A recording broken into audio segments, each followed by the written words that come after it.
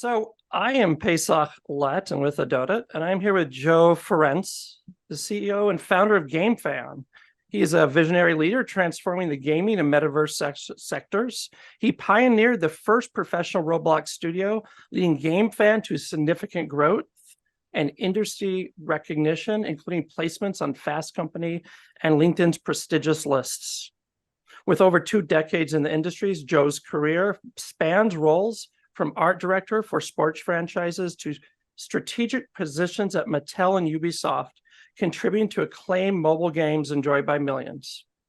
Anything you'd like to add, Joe, to these official? It's a great introduction. Thank you very much. You also went to U of M, it says, and you have a background in advertising English literature for the University of Texas at Austin. Is that degree useful for anything? That's my first question. Which one? Which one? I mean, English lit. English lit. I have a BA in English lit. I have a bachelor's of science in advertising art direction, and I have a master's in business from the University of Michigan. Of those three, they're each valuable. It's like a pie chart where all the slices are of equal size. I think the English degree is incredibly valuable in the business world if you take that approach of, thesis, topic, sentence, example for writing expository essays. That has guided me very effectively in every pitch and proposal I've ever written. So that discipline of thinking through ambiguous topics and finding clear points of view that you can then support is very valuable, I think. But you have to extrapolate it. I don't reference all that. Well, my parents have PhDs in English. I think they would agree with you. They are disappointed I did not get into education and higher ed. So what sparked your interest in Roblox? I know a little bit about Roblox. I have kids. I have a bunch of children. My son is now 13, so I've seen him, for the last 5-6 years play Roblox and similar games. But what got you? You obviously you're not a 13-year-old child. What got you interested in Roblox?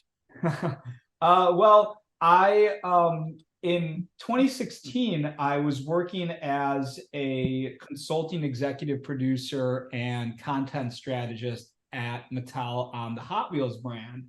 And as part of the work I did, I needed to be aware of trends that were popping up in the gaming space overall.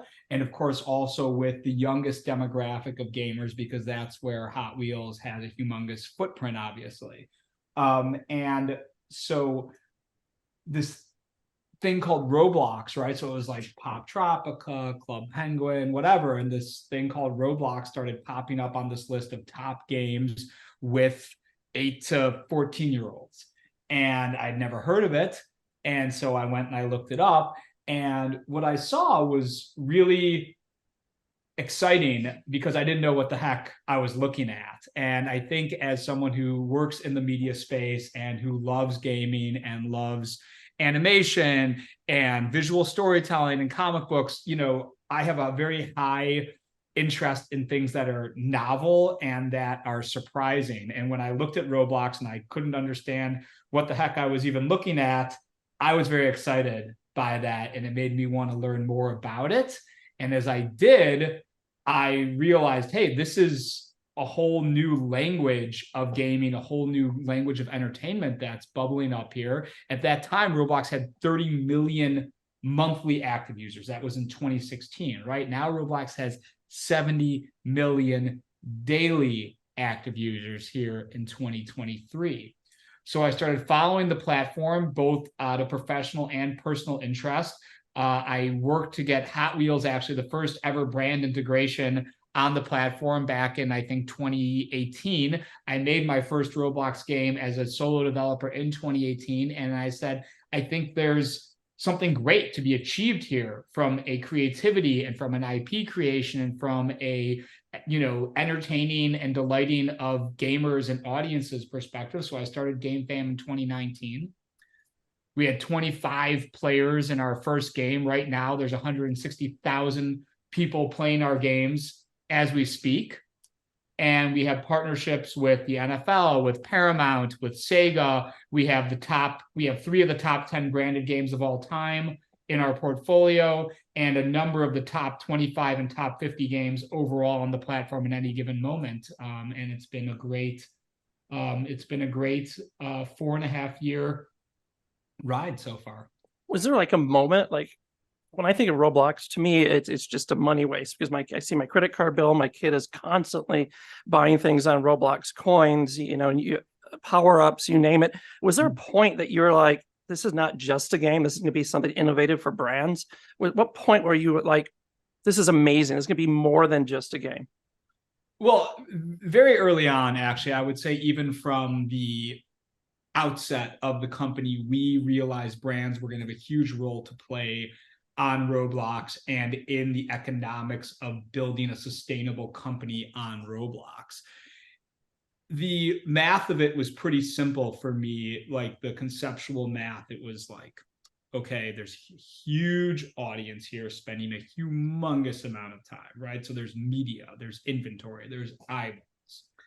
Then these 3D worlds are so meta informed, right? There's so many disparate pieces of IP and of brands already being represented by fans and of little stories and of little worlds that brands will fit in really seamlessly here, right? In a world where you have SpongeBob standing next to Batman, standing next to Barbie, all standing on top of a giant thing that looks like a Lego brick tower, shooting at each other, anything goes. And so this will be a great place for brands to reach new audiences.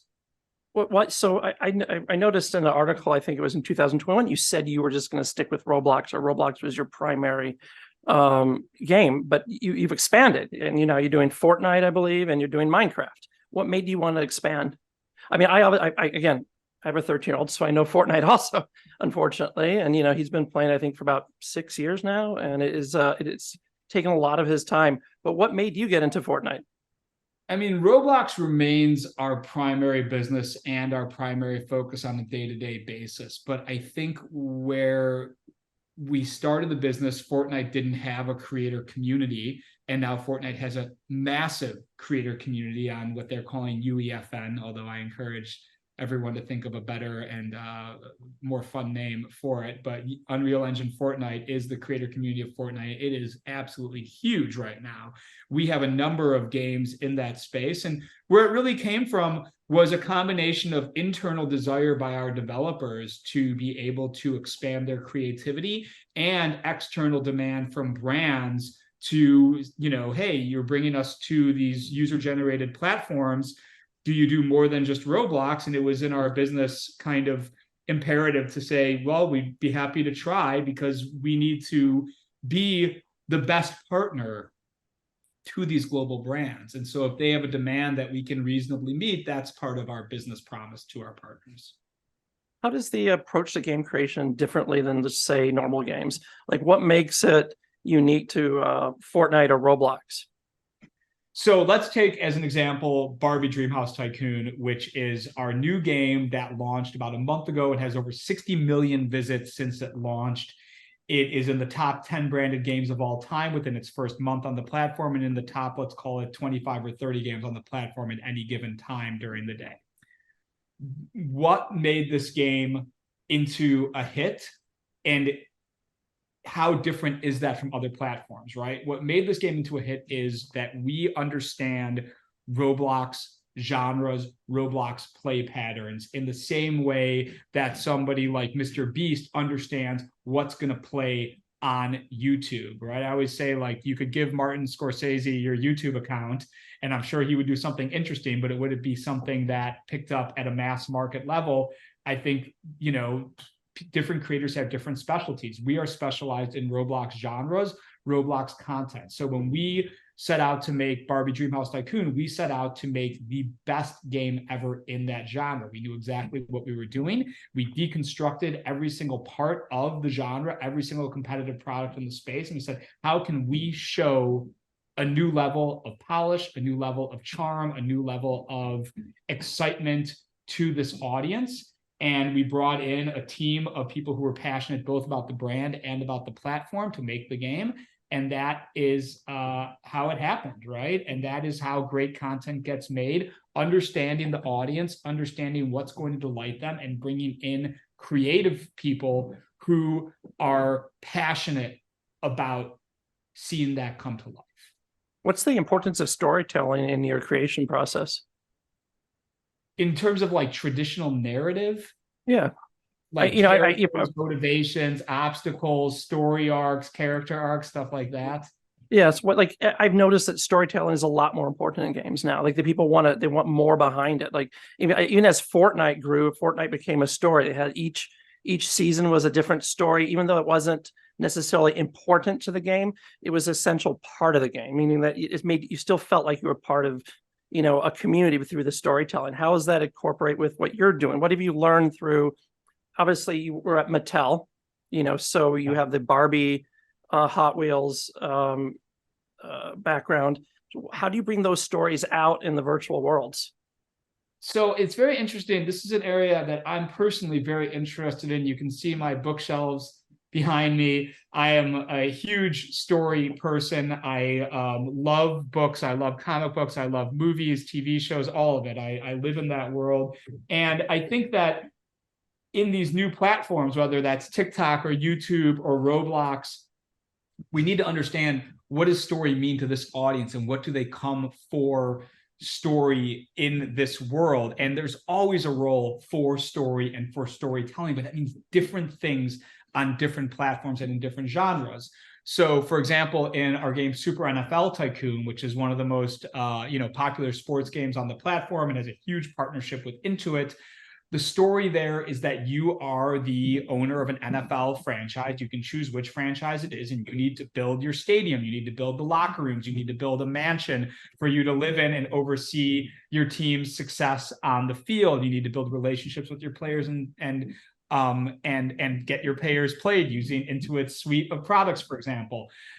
This is the story, what I would call more of a story wrapper than a narrative. And I think in Roblox games, the story wrapper can be both explicit, like in Super NFL Tycoon or in Barbie, where you're building the dream house, or it can be, implicit. But in either case, as a developer, you need to know what is the story wrapper, what is the story world you're building. Now, there are games on Roblox that are explicitly story driven, and I would suggest people look at something like Break-In Story, for example. They tend to be horror games. That's a huge genre for storytelling. It's not a genre that we're currently playing in, but that's actually where you see much more kind of traditionally narrative based stories with a character, and with that character trying to accomplish something, usually stay alive in these stories. And it's a very fascinating area of creativity, is how to use the emotional connection of motivation to drive fun and engagement and then revenue for our business. Besides Barbie and Hot Wheels, what is your favorite brand activation that you worked on so far? Well, that is hard to say when we've had so many great ones. For example, we just did a Teenage Mutant Ninja Turtles game that I'm very proud of. It has, hundreds of thousands of daily active play sessions on it. We recently did something for Cirque du Soleil, which has been amazing. And we just incorporated the Monster Jam Monster Truck brand into our game Car Dealership Tycoon. So we touch so many brands, not to mention, of course, Sonic, the #1 branded game in Roblox history, which is a game that, I executive produced in 2022 here at the company. So I would not name any favorites, but what I will say is that what I'm most excited about at this very moment is our upcoming SpongeBob game called SpongeBob Simulator. It's in beta right now on Roblox. It has a 20-minute session length. It has retention benchmarks that are literally off the charts for Roblox. They show us a chart and the benchmarks are actually off the chart. So it's great. And what to me that game represents is a whole new standard for production values while making sure that it will run within Roblox's unique streaming technology. And I can't wait for the SpongeBob game to come into its full global release over the next month and showcase our team's incredible creative talents. Sounds good. Besides daily active users, how do you measure ROI? How do you know if this is successful for a brand? Obviously, as I said, if you have 1 million users, you think that's successful. But what beyond just the users makes it a successful game? Well, for us, we're a business. So at the end of the day, we need to drive revenue from our games. And that revenue can come in, a few different ways, but, in-app purchase revenue, that's super important. For example, in Barbie Dreamhouse Tycoon, you can buy things that will speed up your building progress, that will avoid some kind of errands work that you may not enjoy doing as a player.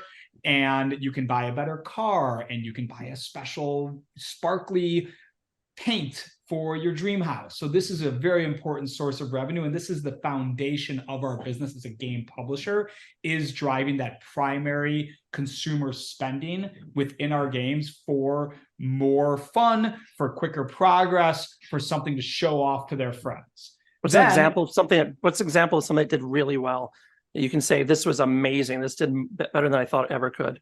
Well, in Sonic, so Sonic Speed Simulator, which is, as I said, the #1 branded game in Roblox history, with coming on to, I think, 900 million, play sessions in its first 2 years, a massive success.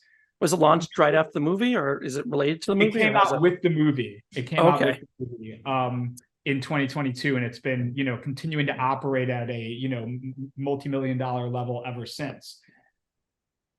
We built the game very quickly to meet the movie date. It was an innovation project, and it exploded, right? And this was the best result you could hope for, except for then we had to play catch up because, these games, they're like YouTube channels, they're like TV shows. They need new content all the time, but you need to have a foundation of long-term game progress to have the highest level of usage from your updates. And so we decided to build a humongous new feature in Sonic just a few months ago called Evolution, where you could take little miniature versions of the characters and have them become part of your team. And then you could play with them to make them more and more powerful and more beautiful. They throw off sparkles, they have trails behind them, and they just, when you see other players with them, you are now very impressed, and you're like, I want to be like that guy who's got the mini Sonic and the mini Tails and the mini Knuckles that are shining, sparkling, and following him around in this world. So we just released that, and it has spiked every single metric with the game: users, revenue per user, time spent in game, retention, how often players come back to play the game. On top of that, we're going to be releasing those special collectibles will now make your actual character. So if you're playing as Sonic, that's going to make your character look even more special and more attractive. And then we're going to allow players to start trading those things with each other. This is, coming on almost, over a year and a half after the game initially released, to see the game hitting new heights along multiple KPIs. Very rewarding and very satisfying for the team, for us as creators, for our partners. And that's the type of live services, live operations work that we're really uniquely specialized in within the Roblox community. What's that process look like when you're producing a game, from like the concept to the actual production? We start by looking at the state of the Roblox market and what types of games are attracting scaled player bases. Because at the end of the day, Roblox is a platform where if you want to have a commercially viable product that supports a team of professional developers to work on it ongoing, which is what Roblox games are. They're ongoing things, right? It's not like Mario Kart. You launch it, it sells 10 million copies, and then you work on the next version of it for the next 5 years and launch it again. Roblox games are, as I said, much more like YouTube channels or TikTok.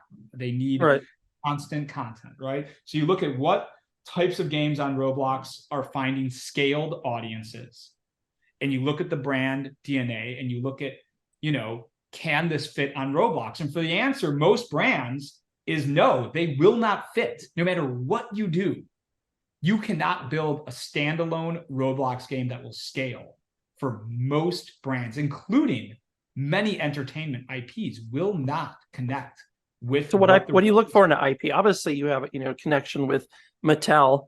What do you look for in an IP? Does it have to have like a base that's already on Roblox, or can you actually bring a base to Roblox? Well, my point is that for most brands, they should be looking at Roblox as an engagement platform and not as a commercial platform. They should be looking at integrating their brand into existing games that have massive audiences as part of larger brand building marketing campaigns, not looking at how can my brand have its own Roblox game, unless that is part of a campaign push and you have a humongous marketing budget lined up to bring users into that Roblox game. Your Roblox game will not have a likely long-term audience if it doesn't meet the needs of Roblox players better than the thousands of other amazing Roblox games by individual and small team creators that are already on the platform. It is a brutally competitive attention economy on Roblox. So if you're going to bring, what IP would you want to get if you could get any IP besides Marvel? Because I think everyone's going to say Marvel. What IP would you like to have on Roblox that you could develop tomorrow? I think that the right answer to that is one that is already probably in the works, right, with the company, and I can't speak about. But is it Marvel? I wouldn't be able to tell you yes or no if it was. But Marvel is a great brand, and we are all huge Marvel fans here at the company. But I think that some of the interesting things that have crossed our plate. I mean, we've heard from some brands and some heritage IPs that are looking to make a statement on Roblox. And I think what's challenging about Roblox is that you need a huge audience to have a commercially viable IP on Roblox. And so I think that you're competing with thousands of high quality products that are already on there that are free, and players, jump around from thing to thing. So to get players' attention, you really need to bring something like Barbie that is just massive, and you need to bring a product against it that is better than anything else that audience could touch. And I think that that's why GameFan has succeeded, is that we are game makers and we are deeply passionate about game product. And we are very honest with ourselves if the product is good enough or not.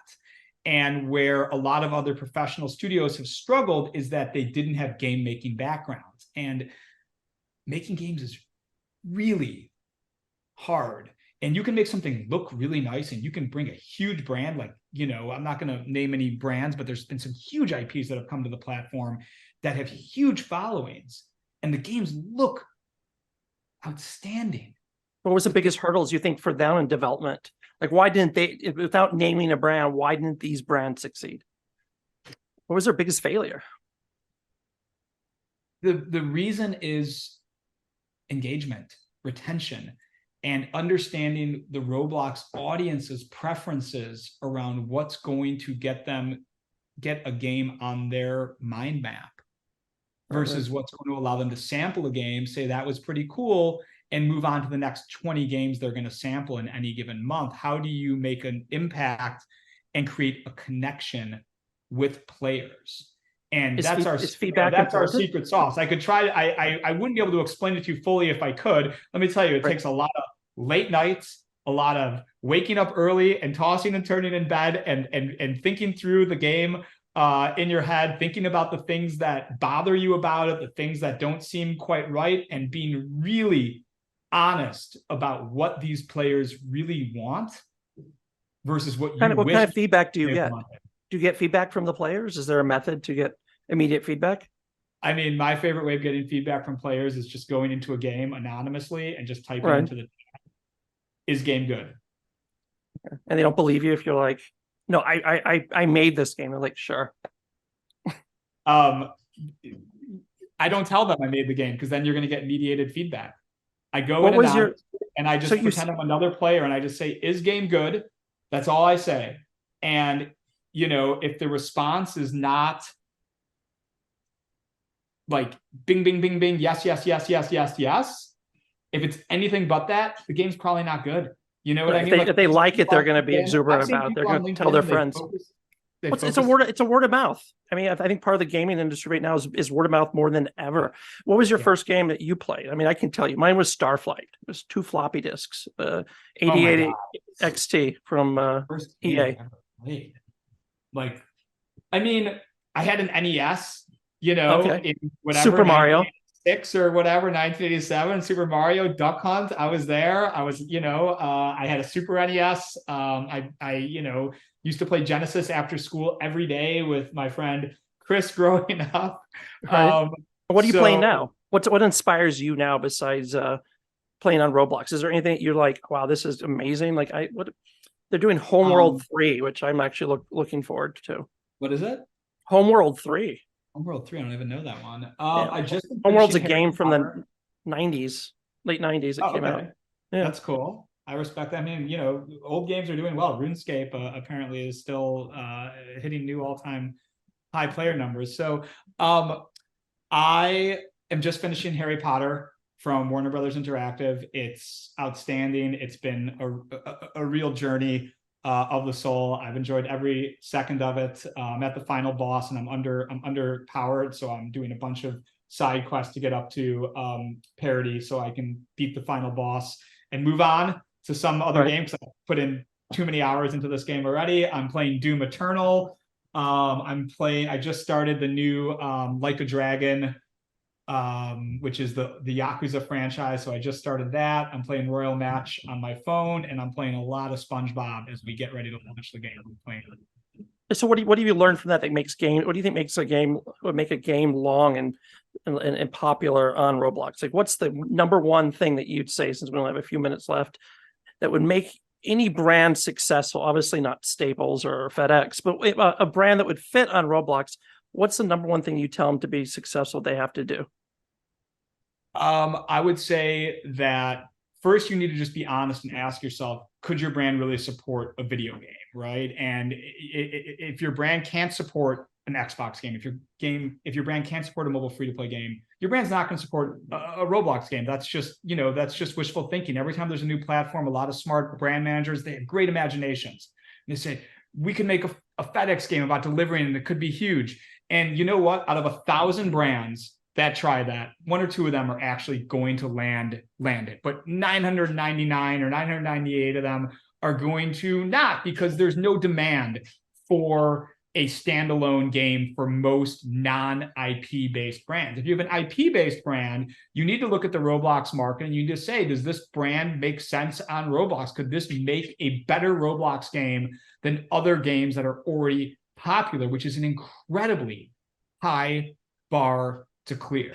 And then do you have a team that could execute against that vision? Because, you know, all the strategy in the world, and I've been a content strategist, when you get down to the nitty gritty of, is your product amazing? Strategy is worth 0 and execution is all that matters. And you have the right team who understands what's going to work. I hope we have a couple seconds left. I don't know if it's still running. I have to ask, we didn't use the word once, metaverse. So is there a metaverse? There is a metaverse segment. There is a metaverse industry. There are 2 metaverse platforms of scale and note today. One is Roblox, the other is Fortnite. And then there's a lot of people who are trying to get into the space. Spatial, Big Bang, everywhere. These are up and coming metaverse style platforms. But the idea of one interconnected metaverse does not exist today, and by the natural laws of capitalism is unlikely to ever exist, I'm sorry to say. Well, I appreciate your time. It was nice meeting you and spending this half hour with us. Thank you I- for the very interesting questions, a bit of a novel set of questions from the usual. Thank you, sir. Okay, thank you. Take care. All right, have a nice day.